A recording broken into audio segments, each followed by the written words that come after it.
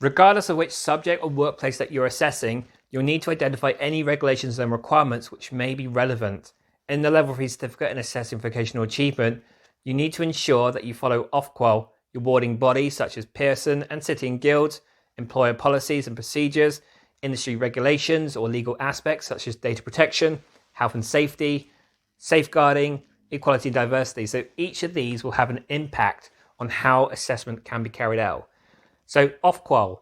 Ofqual is the regulator of qualifications in England, so they set standards of qualifications. So this means that it doesn't matter which awarding body accredits the Level 3 certificate in Assessing Vocational Achievement or the Level 3 award in Education and Training, as it must meet Ofqual standards to be recognised to deliver this. So when someone asks which awarding body is better, they are all pretty much the same. All training providers that deliver the qualification must meet Ofqual standards, but is monitored by the awarding body. So for your qualification to be recognised nationwide, it really needs to be regulated by Ofqual, otherwise it doesn't count for much. Ofsted, on the other hand, inspects and regulates services in England which care for children and young people, and those providing education and skills for learners of all ages. We won't go into too much detail on Ofsted, as a Level 3 certificate in Assessing Vocational Achievement in privately funded training organisations are not inspected. Ofsted is more for schools and publicly funded colleges. The Level 3 certificate in Assessing Vocational Achievement is accredited by an awarding organisation, and they provide you, the training provider, a qualification specification. This contains an assessment strategy which you will need to follow, and also have quality arrangements in place which you must adhere to. So if training providers do not follow these, they risk learners not being certified or even having their certificates withdrawn.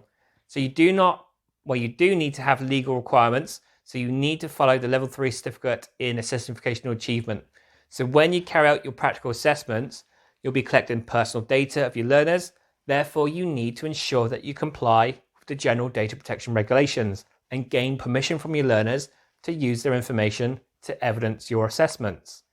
We also have the Health and Safety at Work Act, which means you need to ensure that any training and assessments are carried out in a safe manner, ensuring risk assessments have been completed, and that there's access to first aid kits, a first aid trainer, or even ensuring that equipment used is safe and the building meets legislative requirements. They all vary depending upon what you assess and where you assess.